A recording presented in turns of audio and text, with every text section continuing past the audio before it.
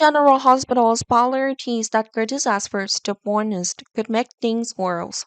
Curtis wanted to turn down Curtis' new family, Portia Robinson and Trina Robinson. But what Curtis didn't expect was that the more Curtis pushed them away, the more they wanted to be around Curtis. As fans know, Curtis was diagnosed with permanent paralysis. However, Curtis will also be transferred to the physiotherapy room, although there is no hope that Curtis will be able to walk normally. Curtis knows the move to the physical therapy rooms is just a formality, and Curtis is feeling guilty about himself and doesn't want to get anyone involved. That was true when Curtis was paralyzed and assumed that he would depend on others forever if he could not walk normally. But then that Curtis got a new hope in the physiotherapy room. It turns out that there are many people who are in the same situation as Curtis, and they are quite loving life, even though their adversity makes it difficult for them in life living. A physical therapist named Roy will support Curtis in this process. Curtis thinks he will be buried in this place for months or even years. Curtis didn't expect anyone to bother him during this time, and the one Curtis didn't want to see the most was Portia. Rather, Curtis did not want his new wife to see Curtis' current and next appearance. But the more Curtis fears, the faster Portia will find Curtis in the physical therapy room and tries to help Curtis even though Curtis tries to chase Portia over and over again. Portia argued that she loved Curtis' heart and soul rather than her body.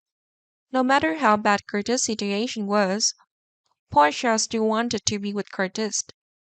A heated confrontation would take place as Curtis upholds his whole argument and even issues are banned.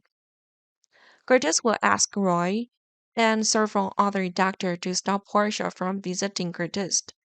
Of course, before that, they have a tense argument. The anger that prompted Curtis to make that decision.